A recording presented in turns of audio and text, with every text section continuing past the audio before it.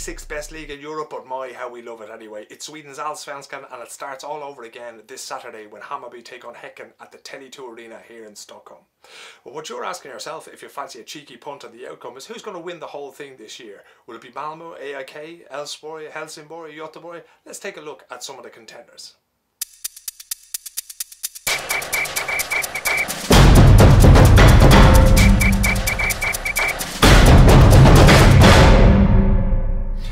If you were to ask me who's going to win it on paper, I'd say AIK, but this is not played on paper, so I'm going to say that Malmö are going to win it because AIK are going to let them.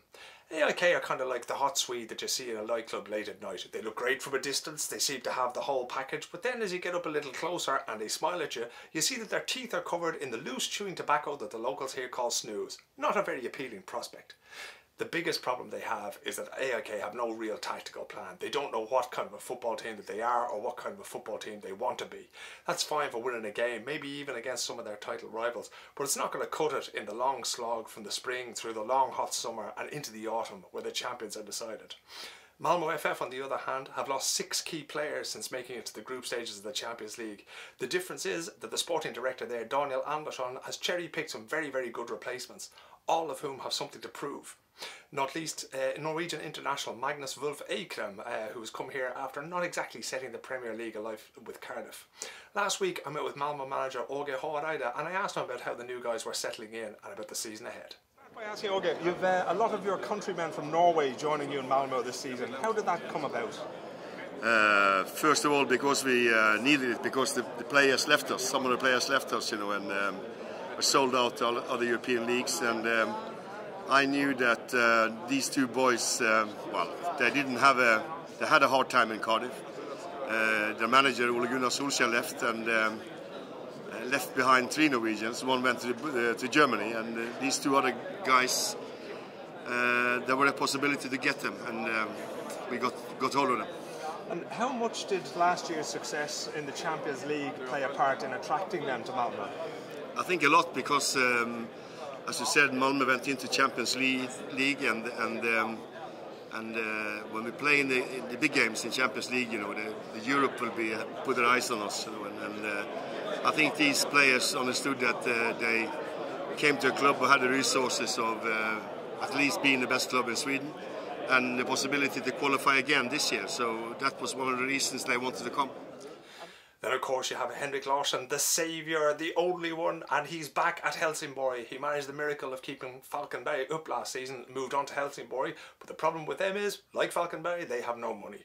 Henke has brought in a wage ceiling there of rumoured to be 40,000 crowns a month as the club is in financial difficulties. I also met him last week and talked a little bit about what would represent success for Helsingborg this year. The last time we spoke, you were preparing one of the smallest clubs in the Allsvenskan for the season. Now you're preparing one of the biggest. Is there a big difference between the two? Yeah, there is a big difference, but at the same time there's a lot of similarities. But I'm looking forward to the challenge. Our economy is not the best, so for me it's just a question of stabilize and get on going, really. You mentioned the financial situation of the club is not the best at the moment, and rumour has it there's a limit of 40,000 kroner a month in terms of salary for new players coming in. Is that something that you decided with the club's leadership, the club's committee, or how did that work? I will not comment on the sums, but what I can say is it's not the wages that Helsingborg used to pay in the past.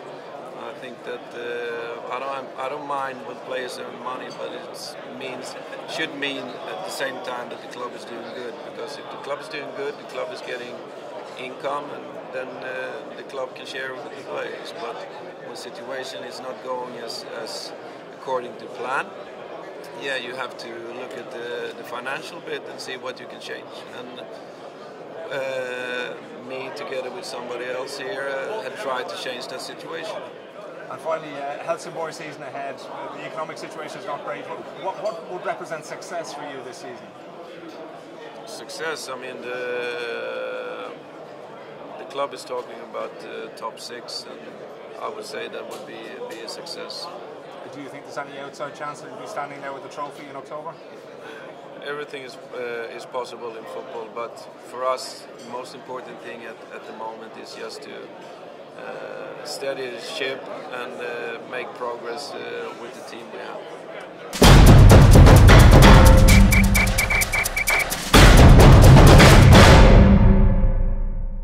Another good market to have a bet in is who's going to win the Skytteligan and who's going to be the top scorer in the Swedish league. Last year was Lasse Vibe, but I don't think he's going to come close this year. Quite simply because if you're to pass by his apartment when he's taking out the trash, you'll notice that his suitcases are still packed in the hall as he waits on the big move to the big league that will leave him financially independent for the rest of his life. He's been close once or twice during the transfer window, but I think his eye is kind of going to be on the exit. Under normal circumstances, you'd like to drop a player like that and give somebody else a chance, but your top scorer is pretty much undroppable. I think that's going to affect IFK Gothenburg and Lasse's goal scoring chances in the start of the summer here. A good bet in that case will be Markus Rosenberg. He's the bookies' favourite, there's no great value on offer, but the only threat to him really is the players that he has around him. Guillermo Molins, Ewing Barriet and these guys, they're all going to want to score goals themselves, so they're not really going to want to defer to Markus as much as maybe another team might do. With Rosenberg, it's hard to look beyond him to find the top scorer in the 2015 Allsvenskan. I had a word with Markus about that and also about how his new teammates are getting along and what they expect from the season ahead. About your own personal goals for the season, you're hotly tipped to be the top scorer in the league this year. How do you feel about that? Have you set your own goals for the season? No, I think Vibe scored 10 goals more than me last year, so I don't really understand it.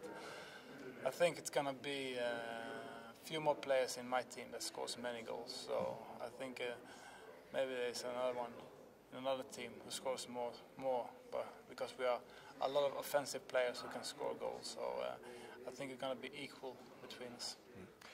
Markus Rosenberg there is probably going to win the Skytteligan and be the Allsvenskan's top scorer in 2015.